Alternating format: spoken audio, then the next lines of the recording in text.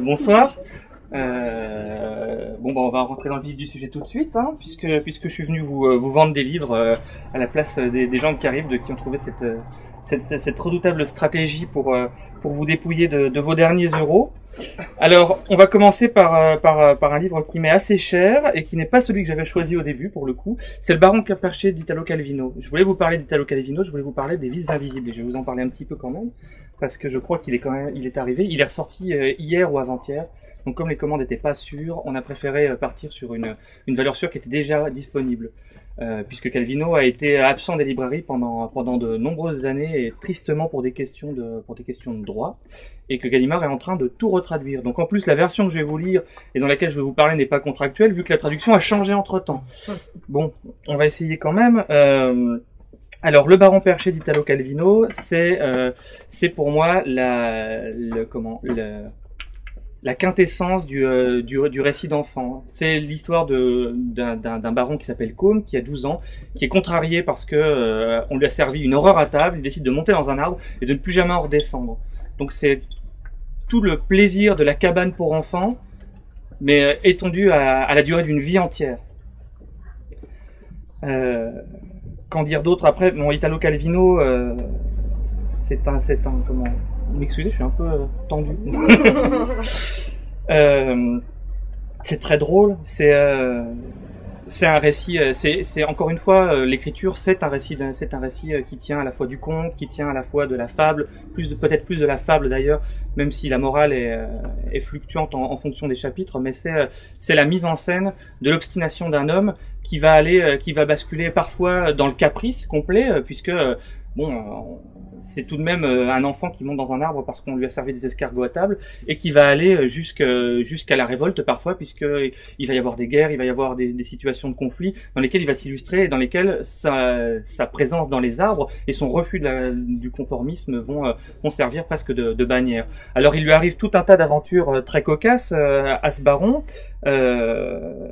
et dès le début, dès ses 12 ans donc, puisqu'il va commencer sa carrière en essayant d'impressionner des voleurs de fruits, la jeune fille qui habite chez les nobles à côté de la propriété de ses parents, et puis après ça va aller de plus en plus loin. On va avoir notamment l'arrivée des armées napoléoniennes, et puis il va mener une lutte, il va aider notamment les soldats qui s'encroutent tellement dans leur position qu'ils se recouvrent progressivement de mousse. Donc on est presque dans le domaine du fantastique. Donc il décide de les délivrer en les recouvrant de puces pour qu'ils se grattent, pour qu'ils reprennent l'action. Mais pour pas déflorer toutes les péripéties de ce roman, parce que c'est une grande partie du plaisir qu'on peut ressentir en le lisant. J'ai choisi de vous lire un extrait du début, et puis pour m'aider, parce que j'aime bien faire participer mes amis dans ma galère, j'ai demandé pour m'aider sur certaines lectures à des personnes à qui je tiens de partager les lectures avec moi. Donc j'ai demandé à Anne, qui est une de mes meilleures amies, mes deux meilleures amies d'enfance sont là dans la salle aujourd'hui, donc je suis très ému, et Anne est l'une de ces personnes. Merci. Je commence. C'est toi. C'est le 15 juin 1767 que Côme Laverse du Rondeau, mon frère, s'assit au milieu de nous pour la dernière fois. Je m'en souviens comme si c'était hier. Nous étions dans la salle à manger de notre villa d'Ombreuse. Les fenêtres encadraient les branches touffues de la grande lieuse du parc. Il était midi. C'est à cette heure-là que notre famille, obéissant à une vieille tradition, se mettait à table. Le déjeuner au milieu de l'après-midi, mode venu de la peu matinale cour de France et adopté par toute la noblesse, n'était pas en usage chez nous. Je me rappelle que le vent soufflait, qu'il venait de la mer, et que les feuilles bougeaient. J'ai dit que je ne veux pas, et je ne veux pas, fit Côme en écartant le plat d'escargot. On n'avait jamais vu désobéissance plus grave. Le baron Arminius Laverse du Rondeau, notre père, coiffé d'une perruque Louis XIV descendant jusqu'aux oreilles et démodé comme tout ce qui lui appartenait, siégeait à la place d'honneur. Entre mon frère et moi était assis l'abbé Fauchelafleur, chapelain de notre famille, notre précepteur. En face de nous, la générale Conradine du Rondeau, notre mère, et notre sœur Baptiste, la nonne de la maison. À l'autre bout de la table, en costume turc, était assis l'avocat Enéas Silvius Carrega, hydraulicien, régisseur de notre propriété et notre oncle naturel, puisqu'il était le frère illégitime de notre père. Le baron notre père était un homme ennuyeux, c'est certain, même si ce n'était pas un méchant homme. Sa vie était gouvernée par des idées désuètes, comme il arrive souvent dans les périodes de transition. L'agitation de leur époque communique à certains le besoin de s'agiter aussi, mais à rebours, en dehors du bon chemin. C'est ainsi que notre père, avec tout ce qui mijotait autour de nous, se targuait d'avoir droit au titre de duc d'Ombreuse et pensait uniquement à des questions de généalogie, de succession, de rivalité, d'alliance avec des pays proches ou lointains. On vivait perpétuellement chez nous comme si l'on était à la répétition générale d'une invitation à la cour. Mais je ne sais pas trop laquelle. Celle de l'impératrice d'Autriche, du roi Louis ou de ses montagnards de Turin? Servait-on quelques dindons, notre père nous surveillait du coin de l'œil pour voir si nous le coupions et le dégustions conformément aux règles royales.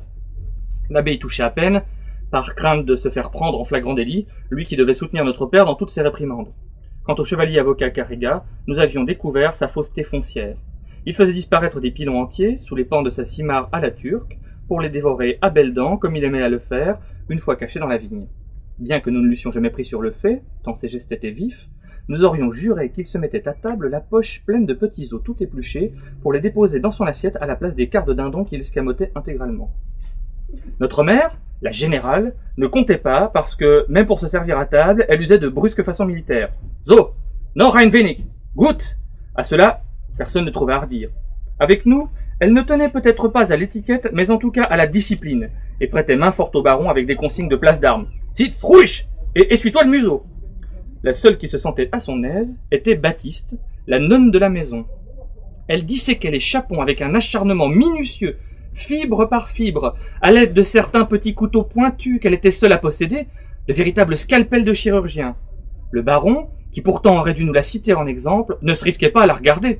Avec ses yeux hallucinés, sous les ailes de sa cornette amidonnée, ses dents serrées dans un petit visage jaune de rongeur, oh, elle lui faisait peur, oui, même à lui. La table, on le comprend, était le lieu où se révélaient tous nos antagonismes, toutes nos divisions, toutes nos folies et aussi toutes nos hypocrisies. Ce fut à table que se décida la révolte de Côme. On m'excusera donc de m'attarder dans mon récit, nous ne trouverons plus de table bien dressée dans la vie de mon frère, on peut en être certain. La table était le seul endroit où nous nous rencontrions les grandes personnes. Pendant le reste de la journée, notre mère, retirée dans ses appartements, faisait de la dentelle et des broderies. La générale ne savait s'occuper qu'à ses travaux traditionnellement féminins, mais sa passion guerrière s'y donnait libre cours. Guipures et broderies représentaient habituellement des cartes géographiques. Tendues sur des coussins ou sur des tapisseries, elles étaient piquetées d'épingles et de petits drapeaux reproduisant les batailles des guerres de succession d'Autriche que notre mère connaissait par cœur. D'autres fois, elle brodait des canons avec les différentes trajectoires à partir de la bouche à feu, les dispersions et les angles de tir. Notre mère était très compétente en balistique. Conradine était fille du général Konrad von Kurtewitz, lequel, 20 ans auparavant, avait occupé nos terres à la tête des troupes de Marie-Thérèse d'Autriche. Comme elle était orpheline de mère, le général l'emmenait dans ses campagnes. Il n'y avait là rien de romanesque, tous deux voyageaient dans le meilleur équipage, logeaient dans les plus beaux châteaux, avec une armée de servantes, et elle passait ses journées à faire de la dentelle au tambour. On a raconté qu'elle prenait part aux batailles à cheval, mais c'est une pure légende. Elle a toujours été le petit bout de femme rose au nez retroussé que nous avons connu, et si elle avait gardé de son père la passion militaire, peut-être est-ce bien en manière de protestation contre son mari. Quant à notre sœur, au fond elle nous ressemblait. Elle aussi, bien que son isolement lui eût été imposé par notre père après l'histoire du marquis de la Pomme, avait toujours été une âme rebelle et solitaire. Ce qui s'était passé avec le jeune marquis, on ne l'a jamais bien su. Fils d'une famille qui nous était hostile, comment s'y était-il pris pour s'introduire chez nous? Et quel était son but? Pour séduire, bien pis pour violenter notre sœur, fut-il affirmé au cours de la longue querelle qui s'ensuivit entre nos familles. Mais nous ne parvînmes jamais à nous représenter ce navet semé de taches de rousseur comme un séducteur, et surtout comme le séducteur de notre sœur. Elle était beaucoup plus forte que lui, et resta fameuse pour avoir fait victorieusement le bras de fer avec les palefreniers. Puis, pourquoi fut-ce lui qu'on entendit crier? Comment se fit-il que les domestiques, accourus en même temps que mon père, le trouvèrent en loques, sa culotte lacérée comme par les griffes d'un tigre? Les deux la Pomme ne voulurent jamais admettre que leur fils eût attenté à l'honneur de Baptiste, ni consentir à un mariage. C'est ainsi que notre sœur finit enterrée chez nous, et vêtue en religieuse, sans avoir même prononcé les vœux du tiers-ordre, étant donné le caractère douteux de sa vocation. C'est en matière de cuisine que sa rancœur se donnait surtout libre cours. Elle ne manquait ni de soin, ni d'esprit d'invention, qui sont les premières qualités d'une cuisinière. Mais on ne savait jamais quelle surprise pouvait bien nous attendre à table, dès qu'elle décidait de mettre la main à la pâte. Elle nous prépara une fois des croquettes au foie gras, très friandes à vrai dire, et ne nous en dévoila la nature qu'après que nous les eûmes mangées et trouvées bonnes. Pour ne pas parler des pâtes de sauterelle, celles de derrière, bien dures et en dents de scie, dont elle avait fait une mosaïque sur une tarte, ni des queues de porc rôties enroulées en forme de guimblettes. Un jour, elle nous fit cuire un hérisson entier avec tous ses piquants. Dieu sait pourquoi. Pour la seule satisfaction, sans doute, de nous faire sursauter au moment où nous soulèverions le couvercle du plat. Elle-même, qui mangeait pourtant tous les mets extraordinaires qu'elle préparait, n'y voulut pas goûter, bien que ce fût un tout jeune hérisson, rose et certainement tendre. En fait, une grande partie de son horrifiante cuisine était étudiée pour la seule apparence, plutôt que pour le plaisir de nous faire savourer en même temps qu'elle des aliments d'un goût effroyable. Les plats préparés par Baptiste étaient de la très fine orfèvrerie animale ou végétale. Des têtes de chou-fleur ornées d'oreilles de lièvre étaient posées sur une collerette taillée dans la peau du même animal. Une tête de porc sortait, comme si le porc retirait la langue, une langouste bien rouge, et les pinces de la langouste présentaient à leur tour la langue de porc, comme si elle la lui eussent arrachée. Il y avait aussi les escargots. Baptiste était parvenu à décapiter je ne sais combien d'escargots, et elle avait piqué ces têtes molles de petits chevaux avec un cure-dent, je pense, sur autant de beignets. Quand on les servit à table, on crut voir une troupe de cygnes minuscules. Ce qui impressionnait plus encore que la vue de semblables friandises, c'était de penser aux ailes, à l'acharnement avec lesquels Baptiste les avait préparées, d'imaginer ses mains fluettes aux prises avec les menus corps d'animaux. La manière avec laquelle les escargots inspiraient la macabre imagination de notre sœur nous poussa, mon frère et moi, à une révolte faite de solidarité avec ces pauvres bêtes torturées, de dégoût pour leur saveur, et de fureur contre tout et contre tous. Il ne faut pas s'étonner si ce fut là l'origine du geste prémédité de Côme et de ce qui s'ensuivit. Voilà, le reste je vous laisse le découvrir. Alors le deuxième livre, on change de registre, même si c'est encore un portrait. Je me suis rendu compte que j'ai sélectionné beaucoup de portraits. C'est Un diable d'homme de Fawn Brodie, qui est une biographie de l'explorateur et homme de lettres anglais Richard Burton. Et c'est un ouvrage formidable, d'abord par son sujet même, parce que c'est un personnage qui est plus grand que nature, et pour moi, c'est l'un des plus grands héros de la littérature qui ait jamais existé, outre le fait qu'en plus, il a contribué à cette littérature, surtout en Angleterre et dans les lettres anglo-saxonnes, parce qu'il est peu traduit en France. Mais c'est par exemple le premier à avoir traduit le Kama Sutra, et il a fait une traduction des Mille et une nuits qui a fait scandale à l'époque. Alors Richard Burton, c'est 1821-1890, et c'est un Anglais qui déteste l'Angleterre et qui déteste les Anglais en règle générale. Il est élevé principalement en France, à Marseille, et il a une particularité, c'est qu'il apprend très vite les langues. Donc rapidement, il va parler parfaitement 17 langages. Voilà, bon, on n'est pas tous dotés pareils.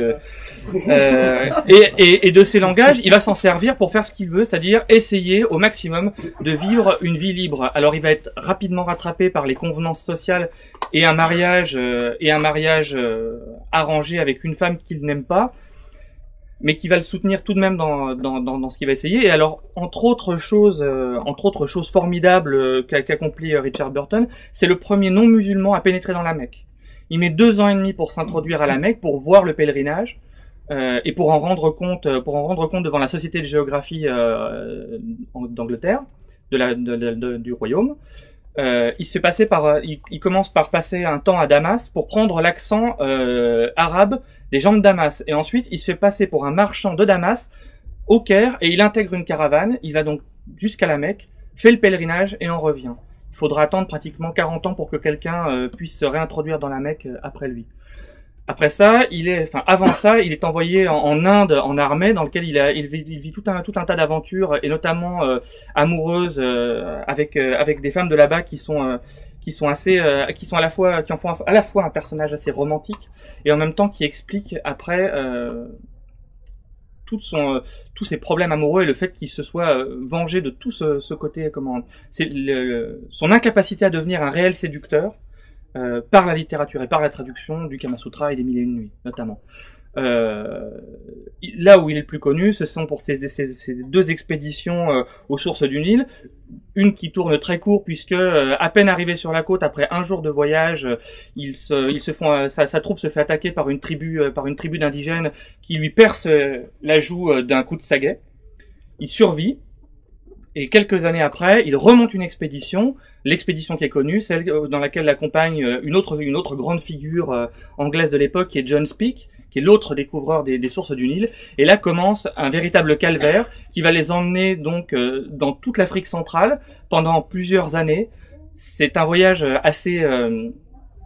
on a une image assez romanesque du voyage en Afrique à l'heure actuelle. La biographie et même les récits de Burton lui-même sont assez contredisent assez cette vision-là, puisque ils sont dans un état rapidement horrible. Les porteurs fuient, ils rencontrent des royaumes indigènes qui négocient, qui leur volent à peu près tout. Ils arrivent quand même à négocier. Finalement, ils se font emprisonner à quelques encablures d'un grand lac qui, d'après Burton, serait les sources du Nil. À ce moment-là, Speke est tellement malade que c'est Burton qui décide de lancer une expédition toute seule pour reconnaître ce lac, qui deviendra le lac qu'il appelle lui-même Tanganyika, comme les indigènes l'appellent, et qui ne s'avère ne pas être les sources du Nil. Il revient, tombe extrêmement malade à son tour, et c'est John Speke qui est qui va mieux, qui dirige l'expédition. Il passe par un moment assez horrible où Burton a ses yeux mais a les jambes tellement gonflées par la maladie qu'il ne peut plus marcher, alors que Speke lui peut marcher mais est complètement aveugle. Donc en fait ils deviennent presque une seule personne. Et quand Speke, à son tour, prend l'initiative de découvrir les sources du Nil, il remonte sur une intuition et sur du dialogue avec les indigènes. Et Speke est tout ce que Burton n'est pas. Burton parle la langue des indigènes, il essaie de les comprendre, il essaye de voir comment ils vivent, alors que Speke est un colonisateur anglais qui veut apporter une morale qui est au milieu des sauvages, qui ne parlent aucune langue étrangère, donc qui communiquent par l'intermédiaire par des intermédiaires justement un peu douteux parfois.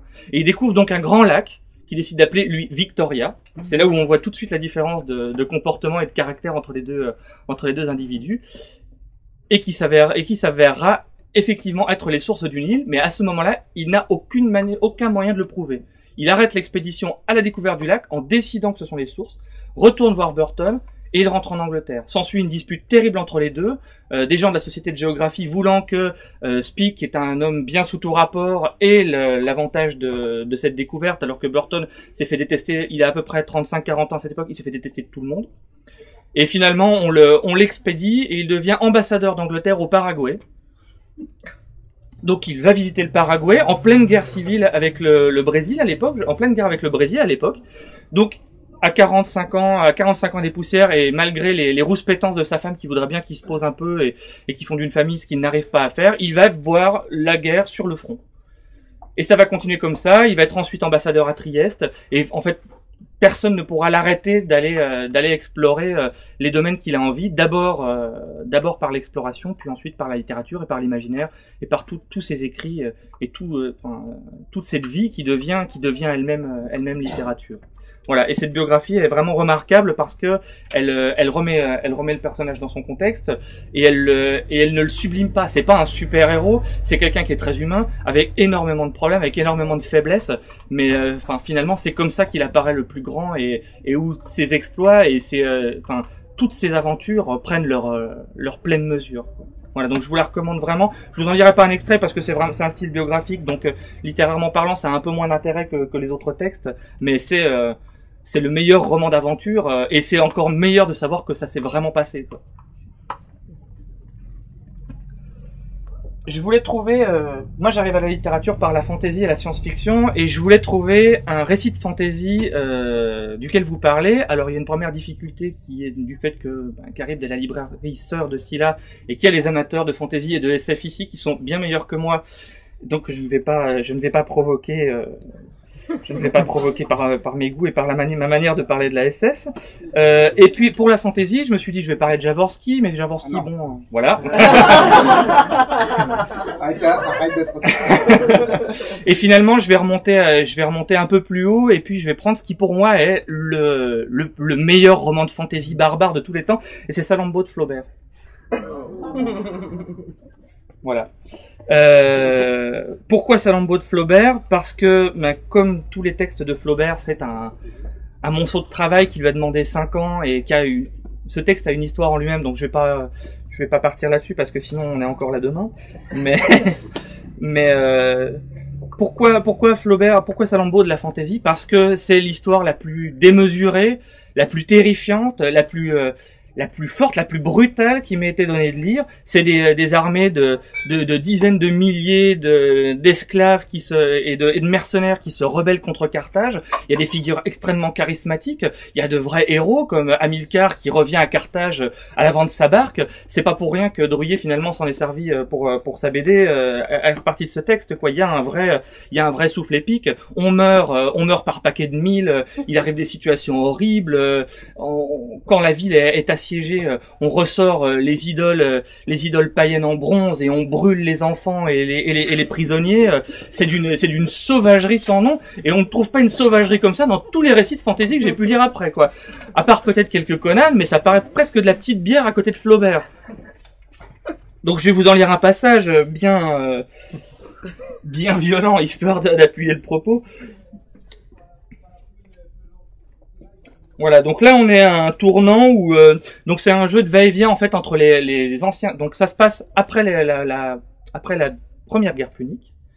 Donc Carthage a loué des mercenaires pour se battre contre Rome, et le problème c'est qu'une fois la guerre terminée, il n'y a plus d'argent pour payer les mercenaires. Et puis ils se disent que si jamais on pouvait éviter de les payer, ce serait encore mieux. Sauf que les mercenaires ne l'entendent pas de cette oreille-là. Ils campent en dehors de la ville et décident de prendre ce qui leur revient en pillant Carthage. Alors le cœur de l'histoire, c'est la relation d'amour entre Mato, enfin leur amour, la fascination qu'éprouve Mato, l'un des chefs des rebelles, quand il découvre Salammbô, qui est la fille du stratège Hamilcar, qui est une véritable beauté. Donc là c'est pareil, on a tous les canons de la fantaisie finalement, la prêtresse à moitié nue, avec tout le passage avec le voile de Tanit qui est magnifique de poésie en plus, mais qui est pour moi un vrai, c'est à la fois un livre extrêmement poétique, extrêmement bien écrit, et un putain de grand roman de baston, quoi. Il faut le dire, quoi. Et ouais, si ça peut amener Flaubert, si ça peut amener d'autres gens à lire Flaubert, il faut le lire aussi comme ça, quoi. Et puis après découvrir toute la force, toute la puissance de son style. Et donc là, on est à un moment où les Carthaginois sont assiégés dans la ville et les barbares reprennent l'avantage. Hamilcar ne faiblissait pas. Il comptait sur un événement, sur quelque chose de décisif, d'extraordinaire. Ses propres esclaves arrachèrent les lames d'argent du temple de Melkars. On tira du port 4 longs bateaux avec des cabestans, on les amena jusqu'au bas des Mappales. Le mur qui donnait sur le rivage fut troué, et ils partirent pour les Gaules afin d'y acheter à n'importe quel prix des mercenaires. Cependant, Hamilcar se désolait de ne pouvoir communiquer avec le roi des Numides, car il le savait derrière les barbares et prêt à tomber sur eux. Mais Nar Havas, trop faible, n'allait pas se risquer seul, et le suffète fit rehausser le rempart de 12 palmes, entasser dans l'acropole tout le matériel des arsenaux, et encore une fois réparer les machines. Les machines furent dressées sur la terrasse, bien qu'elles n'atteignissent pas encore partout à la hauteur du rempart.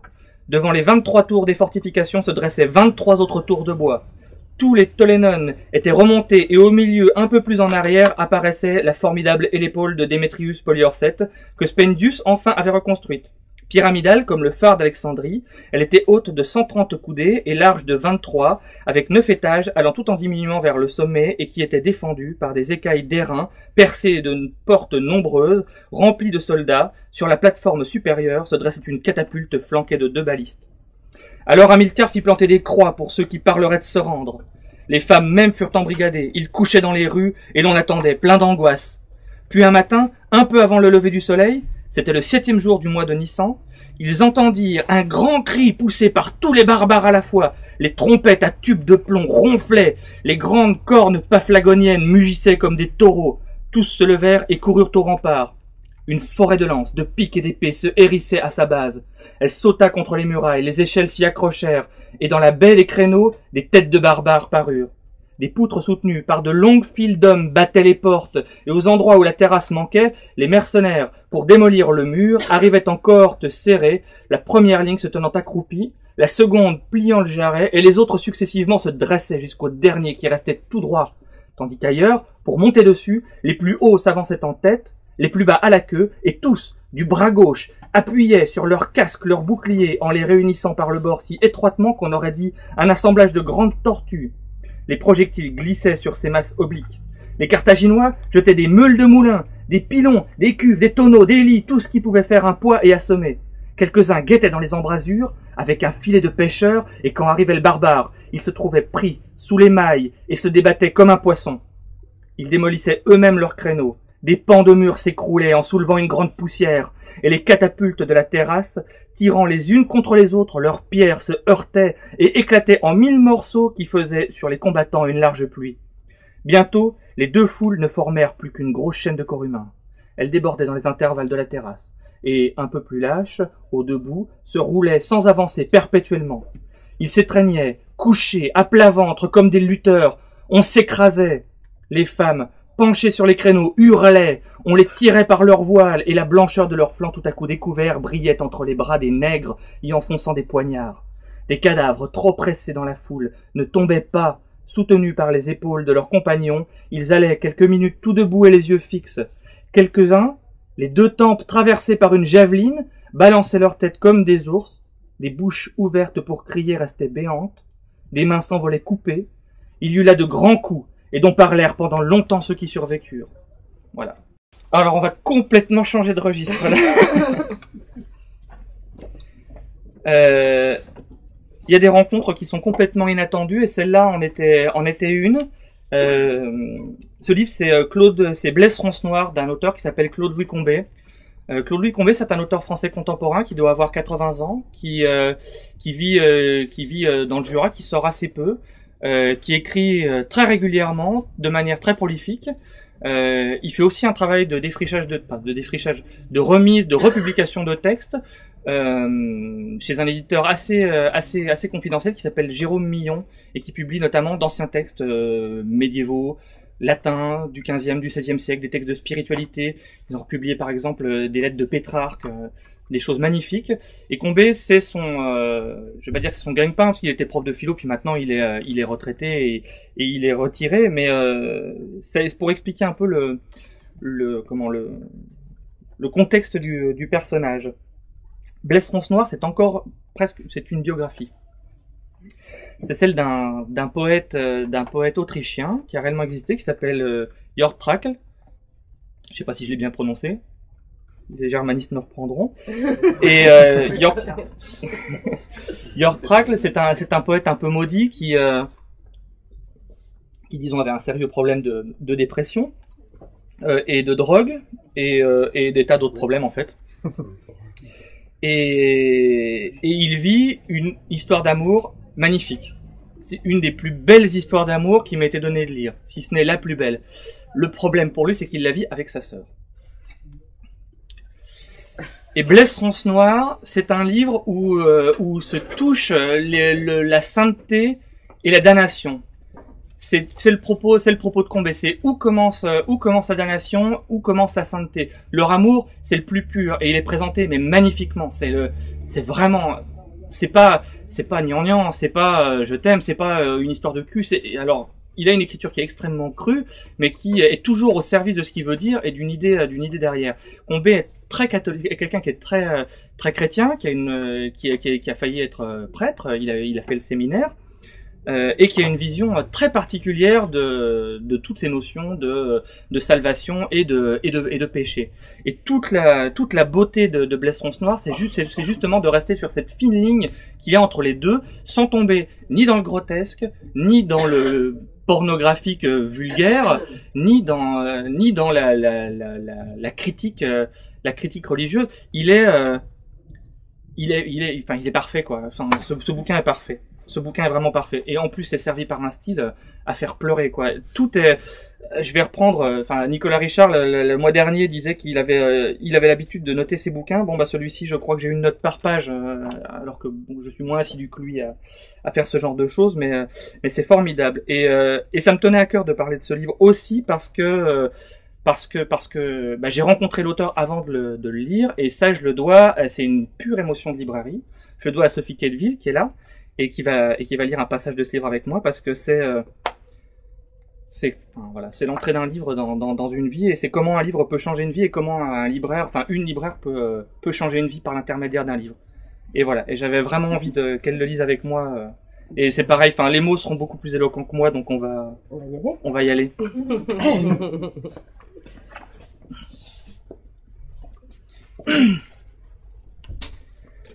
Le sentier était étroit, accidenté et d'une pente assez raide. La jeune fille marchait en tête. Son frère la suivait, à quelque distance, le visage anguleux, l'œil fixe, les traits tendus.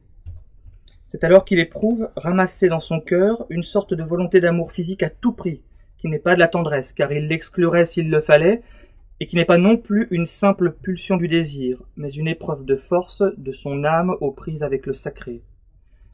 Il a, de sa puissance d'homme, l'image d'un coin qu'il enfoncerait bien au-delà de la chair de sa sœur, dans la consistance de sa propre existence autant que de la sienne, afin qu'ensemble ils soient brisés, fût-ce dans la lumière du plus beau jour d'été. Elle marche devant. Elle porte une jupe claire et un corsage léger. Un grand chapeau de paille lui protège la tête, mais la sombre chevelure, la grisante, la profonde, la voluptueuse, couvre largement les épaules. On dirait un voile de novice. Dans une congrégation de sœurs animales retirées du monde et vouées à une virginité pathétique. Les chevilles nues sont fines. Toute la cambrure du corps se dessine à partir de là, dans une démarche souple et rythmique. Il appartient à celle qui s'avance ainsi de décider du lieu, à l'infini peut-être. Elle s'arrêtera lorsqu'ils seront parvenus à une juste hauteur, dans un suffisant éloignement des traces humaines et dans un partage heureux de ciel et de terre, de prairies et de bois. Elle se souvient d'une clairière, au dessin arrondi, merveilleusement perdue dans le monde et non moins merveilleusement couverte d'herbes rases et de petites fleurs de toutes les couleurs. Là où s'achève l'ordinaire de la vie, dans l'ordinaire des sentiments, et où le reste est sacrifice et folie. Elle avait écrit déjà.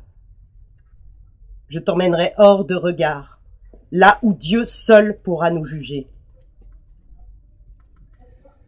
La sœur le précède comme une ombre blanche, mais lui, dans la tension de sa pensée, l'aperçoit plus noire, plus attirante et dangereuse qu'un puits ouvert soudain dans l'espace de son cœur, vertigineuse, catastrophique et seule désirable. Il se sent à quelques pas derrière elle trembler du désir de perdition. Il éprouve aussi à quel point les filles qu'il a connues, tant de mères hystériques, éventrées, sous les lampions, sont restées en retrait de son amour et combien son attente est intacte.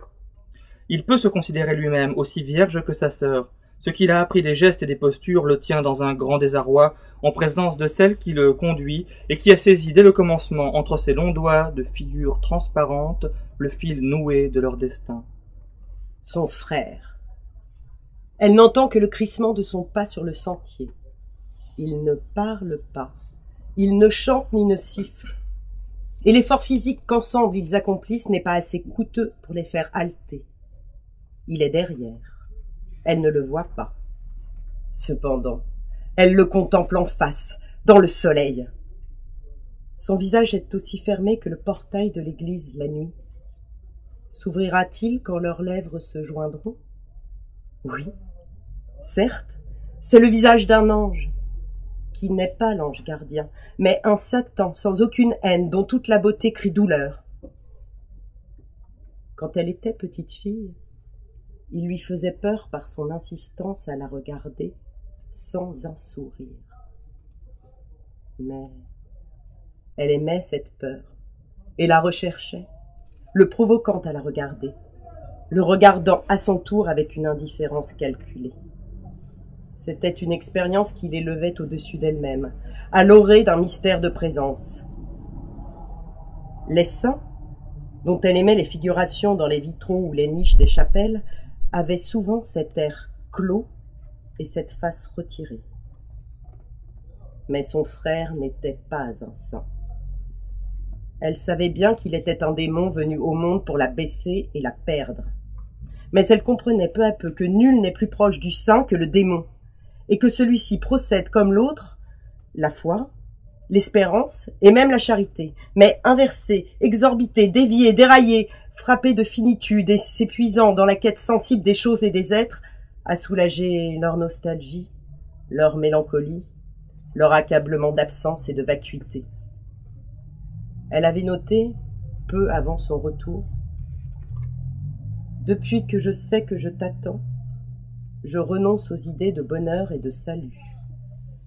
La lumière que tu m'apportes en est renforcée. Bientôt, la pensée de Dieu ne me sera plus nécessaire, ni pour comprendre le monde, ni pour me comprendre moi-même, ni surtout pour te pardonner. Lui, cependant, sur le sentier ascendant, sentait son être s'élargir de la beauté qui le devançait. Il avait d'abord salué en lui-même la grandeur du paysage.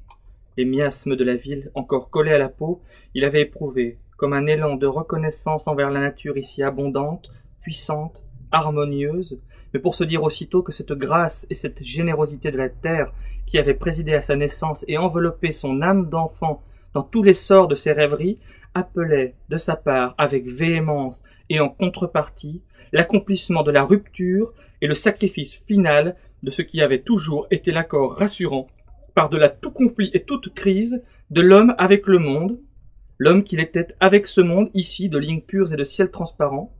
Déjà, il est vrai, le mal avait ruiné l'équilibre initial, et c'était presque aussi ancien que la mémoire, et le départ pour la capitale, et tout ce qui s'était passé là-bas signifiait bien que la faille s'était approfondie, et que le choix de son destin devait nécessairement priver le pécheur de la consolation de la beauté. La sœur qui marchait, qui dirigeait le couple, à l'avant, le dos tourné, devait bien entendre, comme il l'entendait lui-même, que le dernier refuge de la grâce allait s'effondrer pour toujours. Et comme il avait presque peur que le monde fût trop beau pour que l'âme ne fût pas définitivement souillée et perdue, dans son corps, comme dans ses biens, il attachait son regard à la forme sensible de la jeune fille, la parcourant, de la tête aux pieds, la Vierge Sœur, plongeant dans ses reins, entrant dans la douce ondulation féminine de la chair. Et de nouveau, il chassait de sa conscience les réminiscences obscènes qui l'encombraient, car il lui était nécessaire que le corps de sa sœur fût celui de la première femme et qu'il n'eût jamais rien su du sexe, ni de son ombre, ni de sa clôture. Il se trouvait lui-même d'une égale fermeture, buté aux apparences, et ne s'éveillant et ne se délivrant qu'aux attentions prolongées et délicates. Il ne voyait pas son propre visage, mais il en avait conscience dans l'extrême densité de cet instant qui durait, et il se disait que le vrai lieu de sa face gisait au bas, dans l'écart, dans ce territoire impensable où la sœur commençait et s'achevait, et il se souvenait des brumes sur la capitale, des ruelles opaques, et il sentait à quel point l'entaille du corps, tant espéré, se dissimulait dans la douceur, en sorte que toutes les pensées qui se portaient de ce côté étaient vouées à flotter et à errer, comme si le sexe de la Vierge, sœur et amante, suscitait les indécisions et les confusions de ces paysages d'âme sans limite, où le désir s'épuise avant de s'être accompli, si bien que l'homme, le vagabond où qu'il soit, ne peut que s'égarer. Et il imaginait, sans aller jusqu'à oser se la représenter, l'invoquant plutôt que la dessinant en pensée, à portée de sa main fervente et tremblante, mais à la distance infinie qui sépare chaque être de tout autre, la vulve sororale comme la ville capitale d'où tout provient, où tout aboutit, et qui engendre les aurores et les crépuscules et l'afflux des nuées. Le parfum, se disait-il, et son désir impatient lui faisait mal. Elle, tandis que son frère rêvait dans son dos et poussait les traves de son profil parmi les sombres sources dissimulées en ses revers et ruisselantes au-dedans, elle allait du même pas balancé, du même élan exalté, celui qui, songeait-elle avec prédilection, avait poussé les vierges chrétiennes vers la place du sacrifice, là, exactement, où le bourreau les attendait. Et comme le ciel était d'une intensité presque insupportable, et que la barrière des sapins formait une ligne très noire et rigoureusement découpée, évoquant un paysage d'autres confins et de scènes fabuleuses, elle se sentit soudain habitée par l'image d'une autre vierge, comme elle, comblant l'attente de toute sa suite. La petite Iphigénie, sacrifiée pour une cause contre laquelle il eût été vain qu'elle se révoltât. Et elle éprouvait, à ce point de sa marche, l'émotion qu'elle avait ressentie chaque fois qu'à l'église, il lui était arrivé d'assister à une cérémonie de mariage. Il lui semblait que la mariée était si pure et d'essence totalement hors de commun, que le moment où le rite s'inverserait, une fois accordée la bénédiction nuptiale, et où la jeune fille, qu'elle imaginait sans désir propre, devrait se soumettre à l'impudeur de son époux, s'imposait à son esprit comme le moment d'un meurtre. Par le sexe, quelque chose, quelqu'un plutôt, était dépouillé, souillé, Celle qui naissait de la mise à mort de la Vierge était femme, mais une autre. Et elle, avec son frère derrière son dos, qui lui avait depuis le commencement emboîté le pas et qui la poussait sans égard vers l'autel des orties et des ronces, c'était justement ce qu'elle voulait. Ce qui l'émouvait et la faisait pleurer quand elle assistait aux noces de ses amis, lui ravissait le cœur à présent et l'illuminait. De son pas régulier, tout à la fois léger et appuyé, tel qu'on peut s'imaginer le dessin vivant d'une partition musicale, elle se précipitait avec une sorte d'enthousiasme sacré dans le péché sans rémission. Il ne tenait qu'à elle de s'arrêter sur le chemin. Elle le ferait bientôt, de se retourner vers son frère, d'ouvrir sa robe et de dire ainsi qu'elle l'avait écrit: « Prends, je t'appartiens. Prends cette sœur qui t'est réservée et blesse, blesse-moi, ronce noire. » Voilà.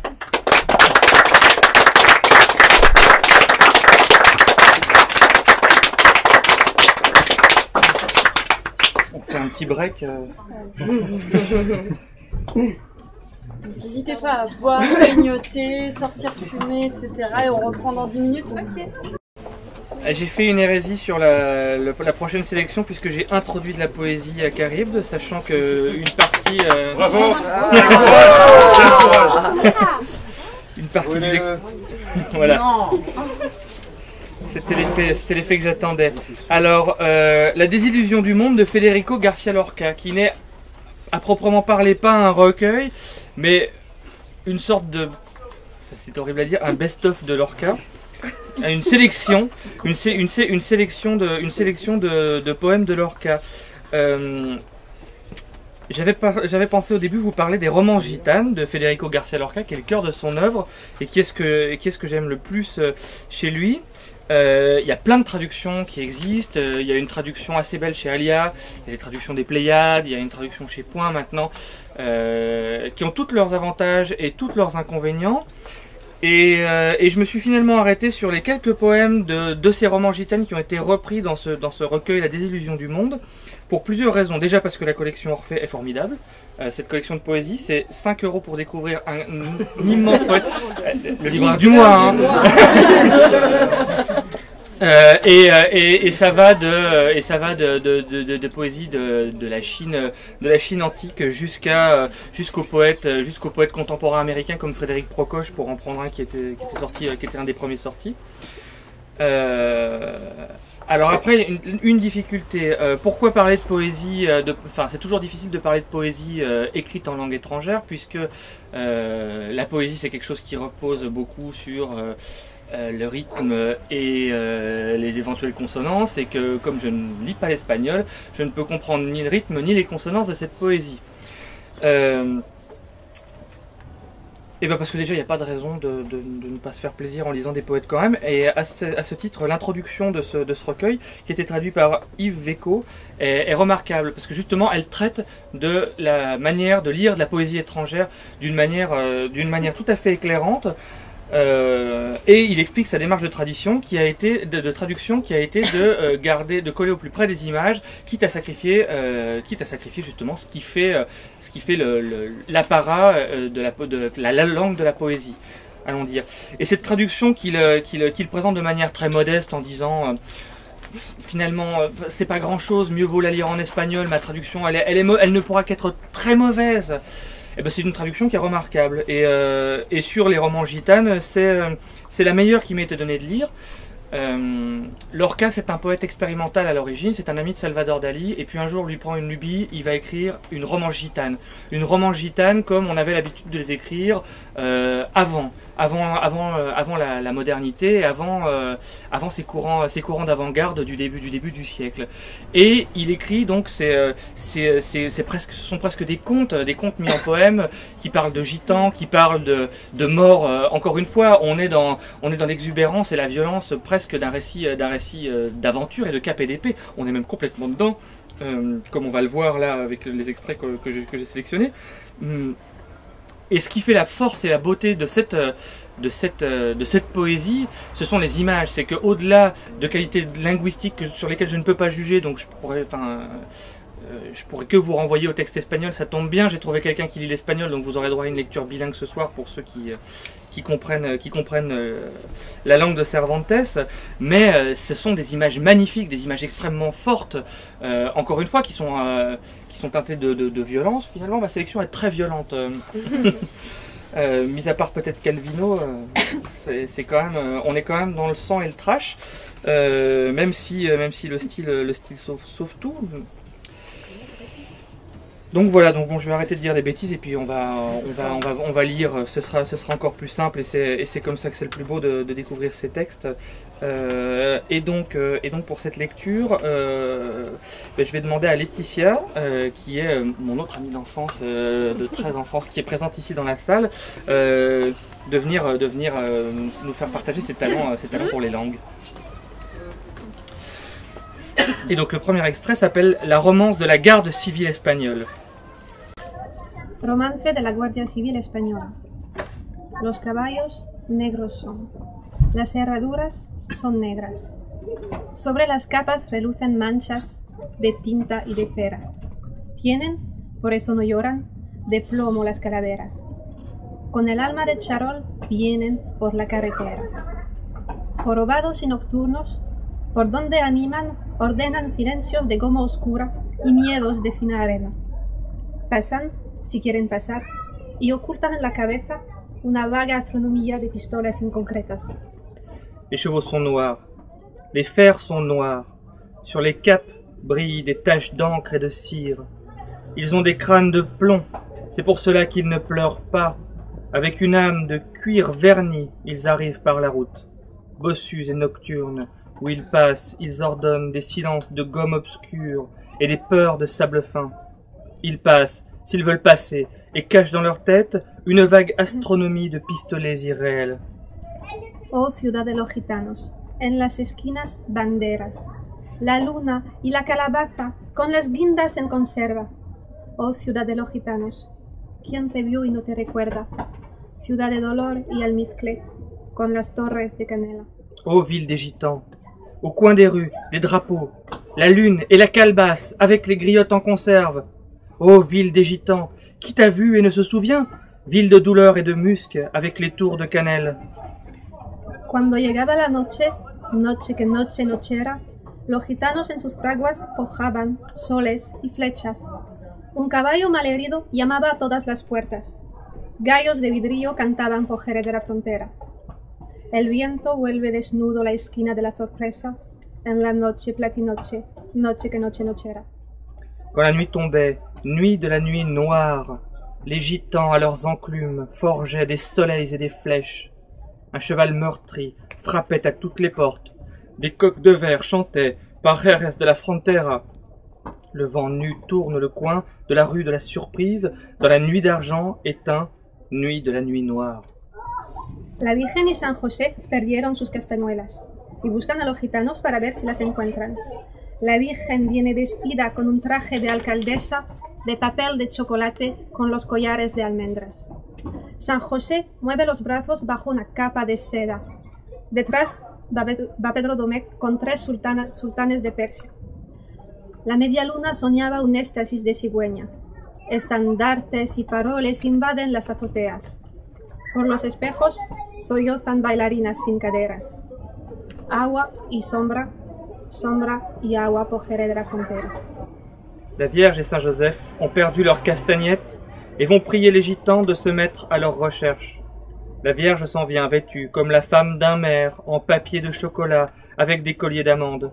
Saint Joseph bouge les bras sous une cape de soie. Derrière va Pedro Domecq avec 3 sultans de Perse. La demi-lune rêvait une extase de cigogne. Des étendards et des lanternes envahissent les terrasses. Au miroir sanglotaient des ballerines sans hanches, eau et ombre, ombre et eau par Jerez de la Frontera. Oh ciudad de los gitanos, en las esquinas banderas, apaga tus verdes luces que viene la benemérita. Oh ciudad de los gitanos, ¿quién te vio y no te recuerda? Déjala lejos del mar, sin peines para sus crenchas. Ô ville des gitans, au coin des rues, des drapeaux. Éteins tes vertes lumières, car voici la garde civile. Ô ville des gitans, qui t'a vu et ne se souvient? Laissez-la, loin de la mer, sans peigne pour ses bandeaux. Avanzan de dos en fondo a la ciudad de la fiesta. Un rumor de siempre vivas invade las cartucheras. Avanzan de dos en fondo, doble nocturno de tela. El cielo se les antoja una vitrina de espuelas. Ils avancent en colonne, par deux, vers la ville de la fête. Une rumeur d'immortels envahit les cartouchières. Ils avancent en colonne, par deux, double nocturne de toile. Le ciel, pour leur caprice, est une vitrine d'éperons. La ciudad libre de miedo multiplicaba sus puertas. 40 guardias civiles entran a saco por ellas. Los relojes se pararon y el coñac de las botellas se disfrazó de noviembre para no infundir sospechas. Un vuelo de gritos largos se levantó en las veletas. Los sables cortan las brisas que los cascos atropellan. Por las calles de penumbra huyen las gitanas viejas con los caballos dormidos y las zorzas de monedas. Por las calles empinadas suben las capas siniestras, dejando detrás fugaces remolinos de tijeras. La ville sans peur multipliait ses portes. 40 gardes civils les franchissent pour le pillage. Les horloges s'arrêtèrent et le cognac en bouteille se travestit en novembre pour ne pas éveiller les soupçons. Une volée de longs cris se leva dans les girouettes. Les sables tranchent les brises que les sabots piétinent. Par les rues de pénombre fuient les vieilles gitanes aux chevaux endormis en portant leurs cagnottes. Par les rues en pente montent les capes sinistres en laissant après elles de brefs moulinets de ciseaux. En el portal de Belén los gitanos se congregan. San José, lleno de heridas, amortaja a una doncella. Tercos fusiles agudos por toda la noche suenan. La Virgen cura a los niños con salivilla de estrella. Pero la Guardia Civil avanza sembrando hogueras, donde joven y desnuda la imaginación se quema. Rosa, la de los camborios, gime, sentada en su puerta con sus 2 pechos cortados puestos en una bandeja.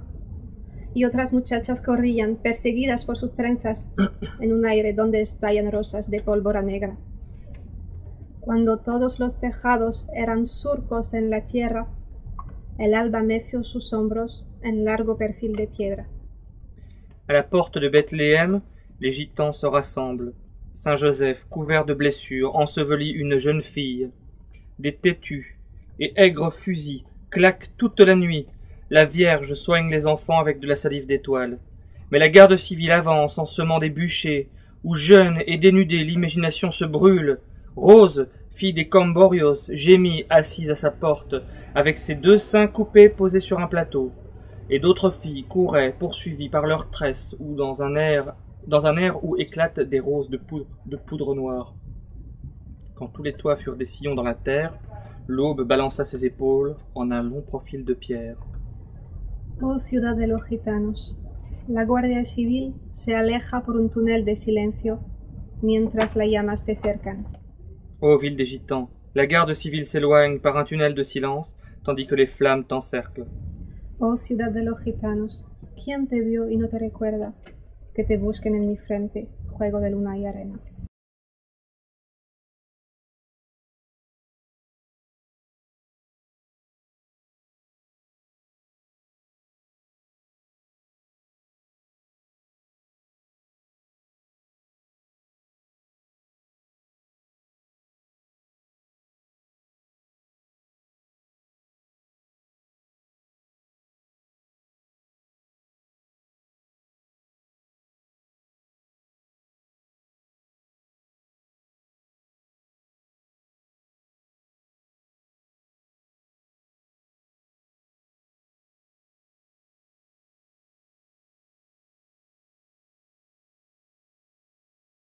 Ô ville des gitans, qui t'a vu et ne se souvient qu'on te cherche à mon front, jeu de lune et de sable.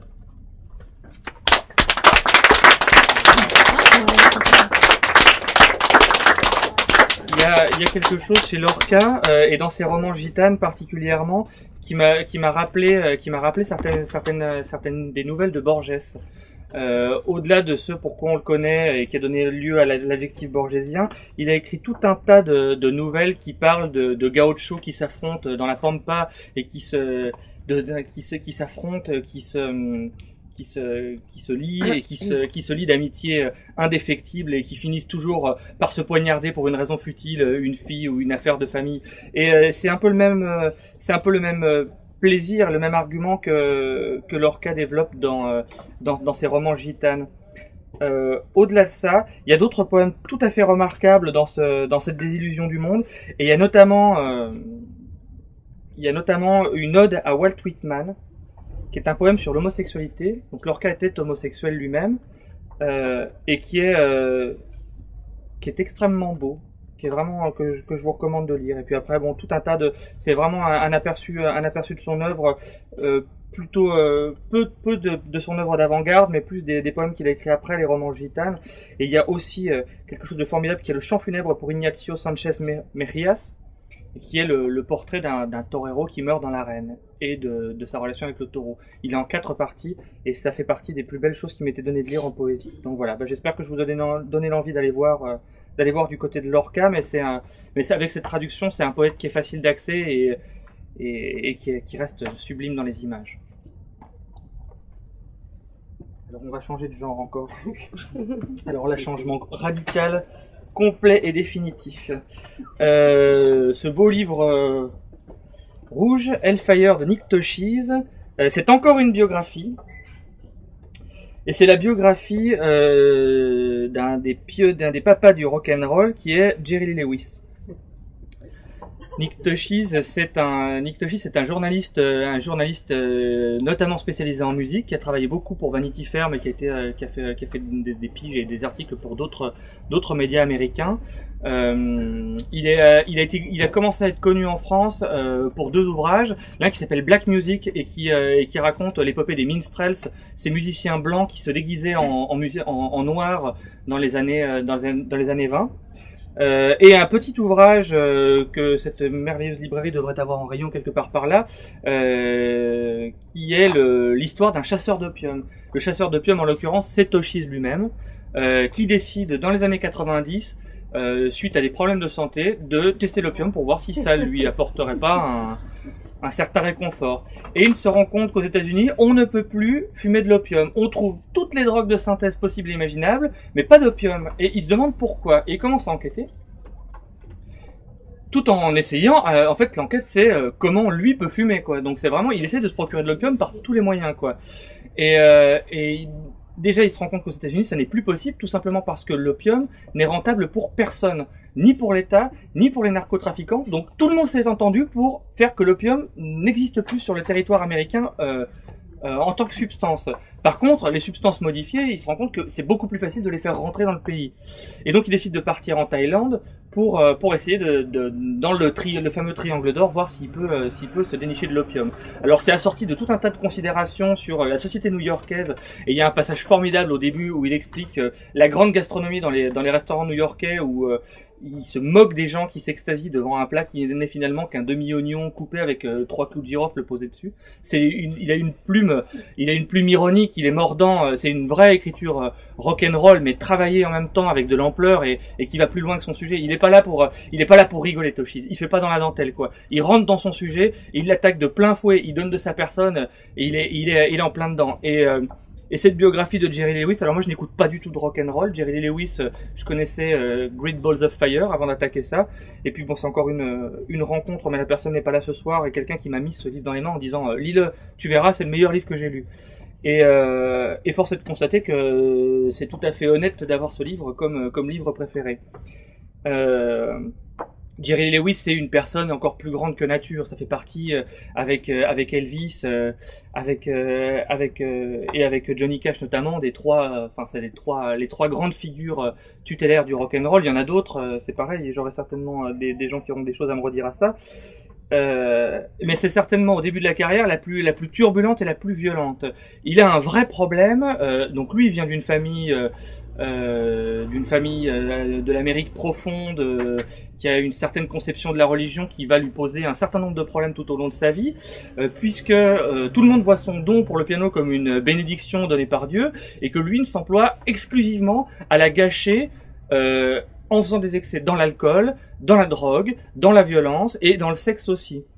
Mais comme c'est un pianiste de génie, ça rattache tout, ça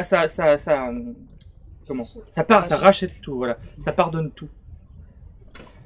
Et c'est cette alternance entre moments de grâce où il se sent sur un nuage à voir les foules se déchaîner et ces moments de perdition complète où il est dans le fond du trou, il devient violent, il tue quelqu'un, et c'est cette alternance, c'est pareil, c'est un personnage qui est on n'aurait pas pu l'inventer, quoi. Un truc comme ça, c'est pas que je remette en cause la part de l'imagination, mais c'est pas possible, quoi. Enfin, un personnage aussi complexe, violent, outrancier.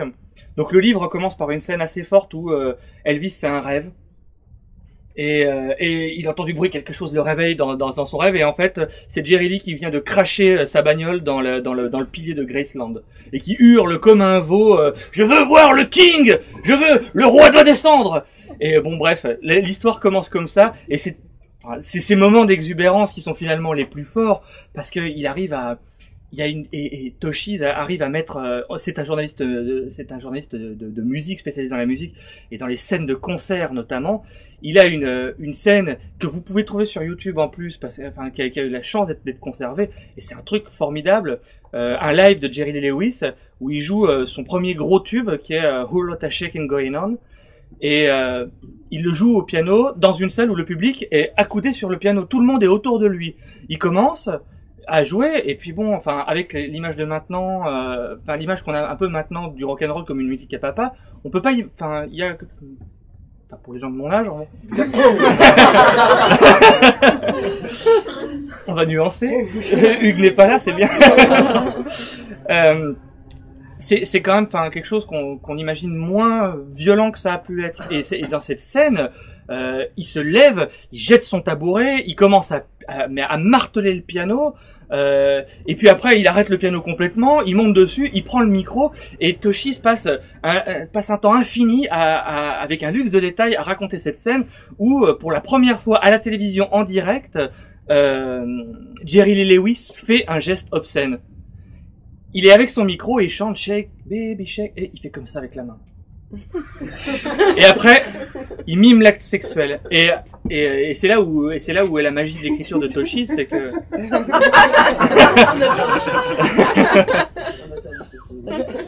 et c'est là où Toshis arrive à être grand, c'est qu'avec ça, on se dit mais je voudrais y être, quoi. Et donc on trouve cette vidéo sur YouTube et on voit cette bande d'excités, mais c'est un concert de métal, quoi. C'est le même niveau de violence, quoi. Ils sont en train de être bangés.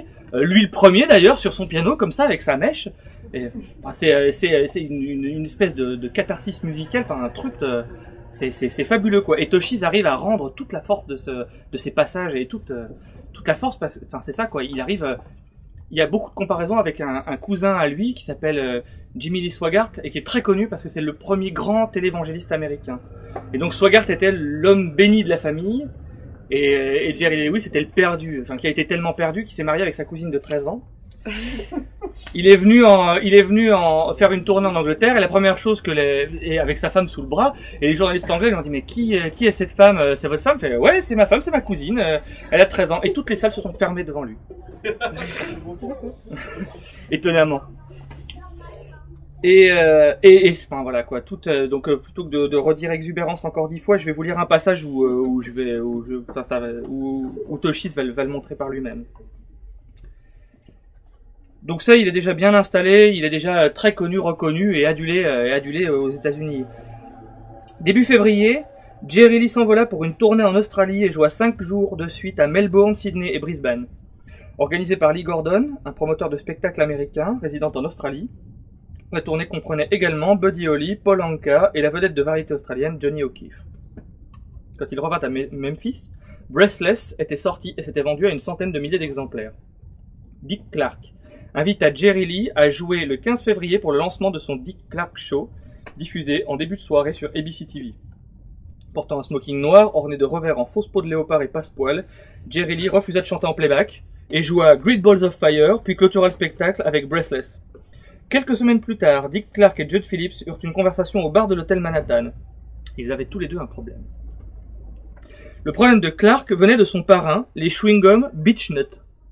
Monsieur Norwood, président de Beechnut, avait remonté les bretelles à Clark, se plaignant que le Dick Clark Show ne fasse pas vendre assez de chewing-gum. Le problème de Judd venait de Breathless. Les ventes s'étaient tassées parce que la chanson avait un rythme irrégulier et qu'il était difficile de danser dessus. J'ai trouvé la solution aux deux problèmes, raconta Judd par la suite. J'ai dit, voilà ce qu'on va faire, Dick.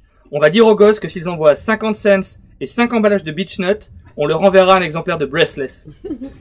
La plupart des gens d'ABC TV pariaient qu'on se planterait. La première semaine, on en a eu 50. Peut-être 75 commandes. La semaine suivante, peut-être 5 ou 600. La troisième semaine, Dieu du ciel, 5000. Des montagnes de disques. Seigneur, tout le monde, y compris Sally et Sam, empaquetait les disques. On a dû arrêter au bout d'un moment, la poste ne pouvait plus suivre. Et ce fut la seule fois où les ventes de Beechnut dépassèrent celles de Wrigley's. Une satanée idée, ouais monsieur. Durant la dernière semaine de mars, Breathless figurait dans les 10 premières places de chacun des 3 classements Pop, Country, Western et Rhythm and Blues. Et Great Balls of Fire était toujours présent dans les classements Pop et Country Western. Le 28 mars, qui était un samedi, Jerry Lee prit l'avion pour New York, où il devait se produire dans le concert d'ouverture de la nouvelle tournée de vedettes montée par Alan Freed, appelée The Big Beat, le grand coup. Le spectacle comprenait Jerry Lee, Chuck Berry, Buddy Holly, Frankie Lymon, les Chantels et autres célébrités. Le concert eut lieu au Paramount de Brooklyn. Pendant toute une année, Jerry Lee avait exigé de clôturer tous les spectacles dans lesquels il jouait. Pendant plusieurs années, Chuck Berry avait eu la même exigence.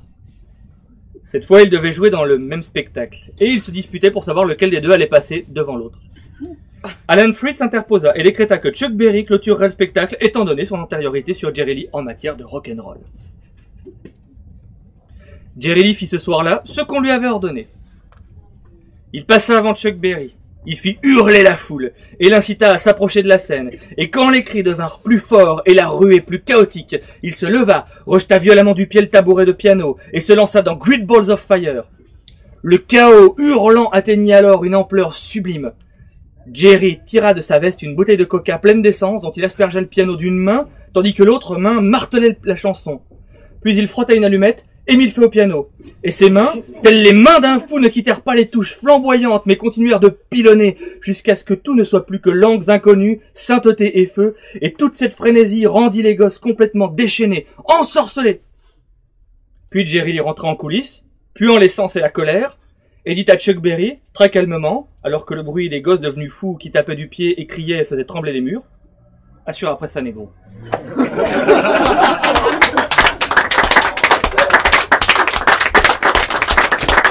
On a des vidéos de ce concert. Pardon? De ce concert-là, on a des vidéos encore. J'en ai pas trouvé malheureusement. Il y a un film qui montre ça. Oui, c'est le avec Dennis Quaid dans le rôle de Jerry Lee Lewis, ouais, qui s'appelle Great Balls of Fire aussi. Mais enfin voilà quoi, là il y a une, il sait raconter les scènes de live avec une, on y est quoi. On y est, puis l'autre qui fait n'importe quoi et qui dit n'importe quoi, il passe son temps à se contredire, il passe son temps à insulter les gens, il est affreusement raciste, il a aussi une réplique assez rigolote quand commencent à arriver les premiers chanteurs chevelus qui commencent à traiter de femmes à la télé en disant mais t'es un vrai homme, va te raser, va te couper les cheveux, et puis les gens très peace and love en face de lui au début qui osent pas trop le contredire, et ça se finit toujours à coups de Santiac dans les coulisses des télés ou des théâtres quoi. C'est un complet. Et le livre s'arrête dans les années 80 où Jerry Lee est collé en tôle pour avoir tué son impresario, je crois. Et alors, ce qui est quand même assez fou dans la vie de ce type, c'est que c'est le dernier des pionniers du rock qui est encore en vie et qui fait encore des concerts à Paris. Il a fait encore un concert à Paris l'an dernier, quoi. Il a 80 et quelques années. Il est gros comme un pourceau. Il est toujours aussi exubérant. Il vient sur scène avec ses Santiago et apparemment il faut toujours autant le feu, quoi. Sa femme, il a quel âge maintenant? Il a changé plusieurs fois parce que toujours 13 ans, mais c'est pas la même. Le dernier. C'est vrai que c'est tous les émeutes de 13 ans maintenant. Les arrières. Bon, et puis un dernier avant d'arrêter le sauna. Je suis ça avec moi. Alors le dernier, c'est La nuit sous le pont de pierre. Je vais vous montrer la couverture de celui-ci plutôt parce que ma version est épuisée. Voilà. De Léo Perutz. Léo Perutz, il est connu surtout pour un livre qui s'appelle Le Cavalier suédois que je n'ai pas lu, donc dont je ne pourrais pas vous parler, et aussi pour un autre qui s'appelle Le Tour du Cadran et qui a été adapté en film par Alfred Hitchcock. Je vais pas vous parler de l'auteur parce que je le connais pas bien finalement, et ce qui importe dans cette lecture, c'est pas tant l'auteur que le contexte.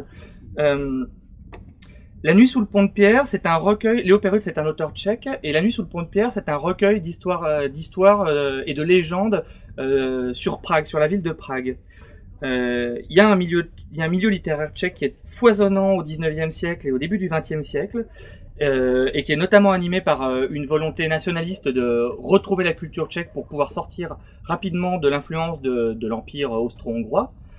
Et à cette époque-là, on redécouvre d'anciennes histoires, de vieilles histoires, on les remet en avant et on essaye de les exploiter, parfois de manière nationaliste, mais parfois par pure gratuité, parce qu'on découvre un vivier de choses. Alors, un des auteurs très connus qui a remobilisé cet héritage, c'est Gustav Meyrink, avec des ouvrages comme Le Golem, La nuit de Walpurgis, ou L'ange à la fenêtre. Je ne sais jamais si c'est Orient ou Occident. Occident, voilà. D'ailleurs, c'est quand on a thèse. Oui.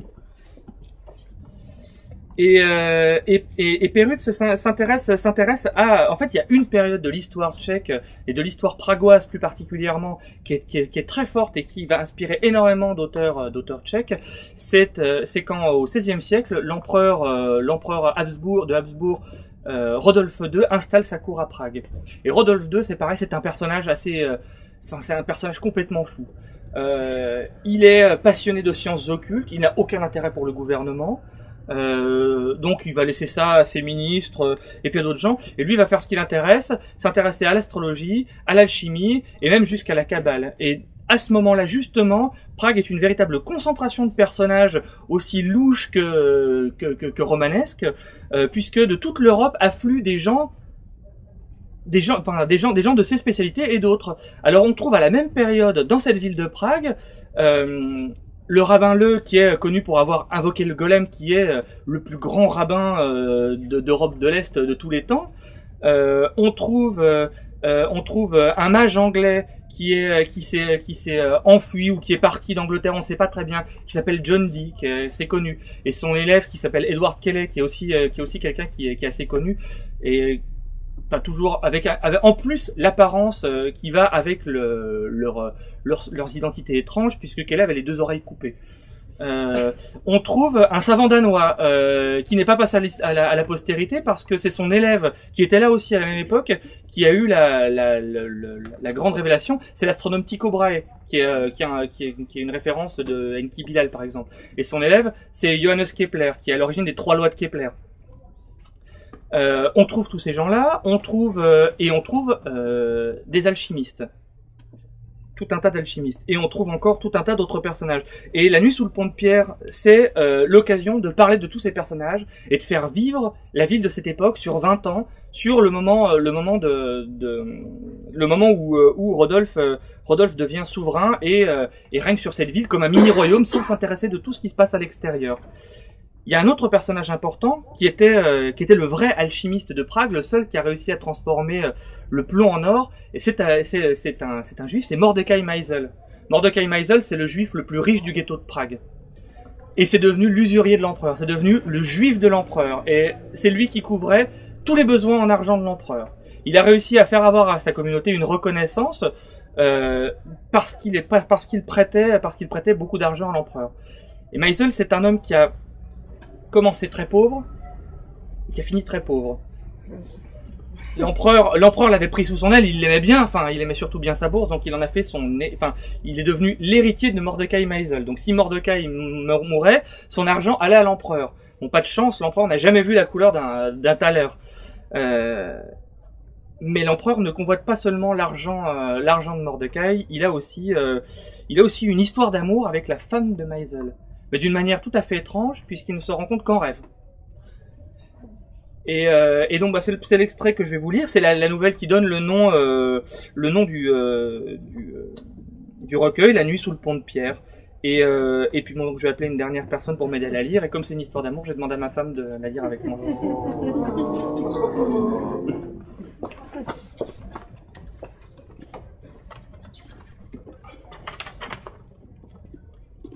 Quand le vent du soir soufflait sur les ondes du fleuve, la fleur du romarin se blottissait un peu plus contre la rose rouge, et l'empereur, qui rêvait, sentait sur ses lèvres le baiser de l'amante de ses songes. Tu es venu fort tard. J'étais couchée et je t'attendais. Tu m'as fait attendre bien longtemps. Je ne t'ai jamais quitté. J'étais couché, je plongeais mon regard par la fenêtre. Dans la nuit, je voyais les nuages passer et j'entendais le murmure de la fontaine. J'étais si fatigué qu'il me semblait que mes yeux allaient se fermer d'eux-mêmes. Et tu es enfin venu me retrouver.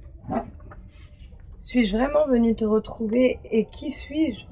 Suis-je auprès de toi en ce moment? Mais comment suis-je venu vers toi? Je ne connais pas le chemin, je ne l'ai jamais pris. Qui m'a conduite à toi? Qui me mène près de toi nuit après nuit? Tu es auprès de moi et je te tiens dans mes bras, c'est tout ce que je sais. Alors, j'ai dû aller par les rues, inconsciente. J'ai gravi l'escalier et les gens que j'ai croisés m'ont regardé avec étonnement, mais personne ne s'est mis en travers de mon chemin. Personne ne m'a arrêté. Le porche s'est ouvert brusquement, les portes se sont ouvertes et me voilà près de toi. Ce n'est pas bien, je ne devrais pas agir ainsi. Entends-tu le murmure du fleuve? Oui, je l'entends. La nuit, quand tu es auprès de moi, son murmure se fait plus fort qu'à l'ordinaire. On dirait qu'il veut nous bercer et nous endormir par son chant. Lorsque tu l'as entendu pour la première fois, la peur t'a fait pleurer. Tu pleurais et criais « Qu'est-il advenu de moi? Où suis-je » J'avais peur. Je te reconnaissais sans parvenir à croire que j'étais près de toi. Lorsque je t'ai vu pour la première fois, tu chevauchais un pâle froid blanc comme neige, et un cortège de chevaliers en armure te suivait. Ce n'était qu'éclairs et scintillements, les sabots retentissaient sur les pavés, les trompettes exultaient. J'ai couru chez moi et je me suis écrié « J'ai vu Sa Majesté l'Empereur !» Et il me semblait que mon cœur allait cesser de battre. Lorsque je t'ai vu pour la première fois, tu étais adossé au mur d'une maison, les épaules un peu relevées, comme si tu t'apprêtais à fuir ou à te cacher. Tu restais là, effarouché et craintif comme un oiselet, et tes boucles brunes te tombaient sur le front. Je t'ai regardé, et j'ai su dans l'instant que je ne pourrais plus jamais t'oublier, que je devrais penser à toi, jour et nuit. Mais plus je m'approchais de toi, plus tu me semblais t'éloigner à chaque instant. Tu devenais aussi inaccessible que si je t'avais perdu pour toujours. Et lorsque tu es enfin venu me retrouver, et que je t'ai serré dans mes bras, ce fut comme un miracle, ou comme un rêve, mon cœur exultait, et toi tu as pleuré. J'ai pleuré et j'ai envie de pleurer encore aujourd'hui. Où sommes-nous et qu'est-il advenu de nous? Comme tu embaumes, dit l'empereur. Ton parfum ressemble à celui d'une petite fleur tendre dont je ne connais pas le nom. Et toi, quand je suis avec toi, il me semble que je traverse une roseraie. Ils se turent tous deux. Les ondes du fleuve passaient en un murmure. Il y eut un souffle de vent, et le romarin et la rose se retrouvèrent dans un baiser. Je me demande, car je n'arrive pas à le comprendre, comment j'ai pu vivre autrefois et être heureuse sans toi. Je sais que les étoiles suivent leur chemin alors qu'elles devraient s'arrêter. Le temps devrait s'arrêter quand je suis près de toi. Il ne s'arrête pas, et c'est précisément lorsque l'on est heureux qu'il court comme une bête traquée, que les heures se précipitent les unes après les autres dans l'abîme de l'infini. Viens, embrasse-moi. Où es-tu? Je suis près de tes lèvres, je suis près de ton cœur, je suis près de toi. Ivre de rêve et de bonheur, la fleur du romarin s'arracha à l'étreinte de la rose rouge. Je dois partir, adieu, je ne puis rester plus longtemps, je dois partir. Où vas-tu? Où vas-tu? Reste, je t'en prie, pourquoi ne peux-tu rester? Je ne sais, laisse-moi, ne me retiens pas, je ne puis rester, je dois partir. Mais reste donc, où es-tu? Je ne te vois pas. Où es-tu? À l'instant, je t'étreignais encore. Où es-tu? Où est-elle partie? Où est-elle partie? S'écria l'empereur. Il leva la tête et regarda autour de lui. Le valet de chambre, Philippe Lang, se trouvait dans la pièce. « J'ai entendu votre majesté qui poussait un gémissement et appelait, c'est pourquoi je suis entré, » déclara-t-il. « Votre majesté a certainement fait un mauvais rêve et c'est pourquoi elle a gémi et appelé. Il eût été préférable de réveiller votre majesté pour éviter que le maleditesta de votre majesté ne la reprenne. Il y a dehors toute une foule de gens qui attendent et demandent audience. Votre majesté souhaite-t-elle qu'on lui apporte son petit déjeuner ?»« Où est-elle partie » murmura l'empereur. La belle Esther, l'épouse de Mordecai Meisel, s'éveilla dans sa maison de la place des Trois Fontaines. La lumière du soleil matinal tombait sur son visage et donnait à ses cheveux des reflets rougeâtres. Le chat se promenait à pas feutrés dans la chambre en attendant son bol de lait. Un petit pot de fleurs qui se trouvait sur le rebord de la fenêtre s'était brisé sur le sol. Dans la chambre voisine, Mordecai Maisel allait et venait et récitait sa prière du matin. Elle se redressa et écarta d'un geste de la main les boucles brunes qui lui tombaient sur le front. « C'était un rêve, » murmura-t-elle. « Et nuit après nuit, c'est toujours le même. Quel beau rêve ! Mais, loué soit le Créateur, ce n'est qu'un rêve. »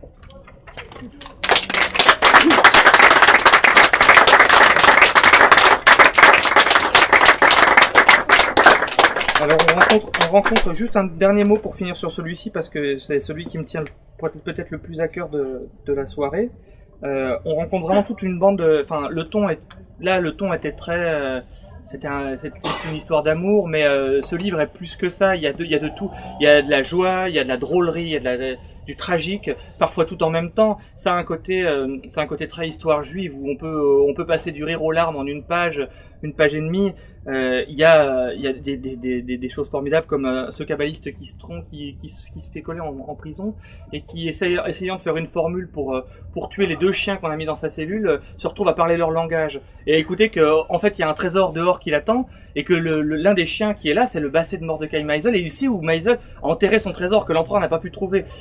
Et finalement, il se fait libérer, les 2 chiens s'enfuient et il passe le reste de sa vie à chercher les chiens. Ou Wallenstein, qui est une histoire de KPDP formidable. On a une histoire géniale aussi qui met en scène l'empereur, qui est Henri qui venait des enfers. Henri, c'est un personnage de la cour qui déplaît à l'empereur et l'empereur le fait tuer.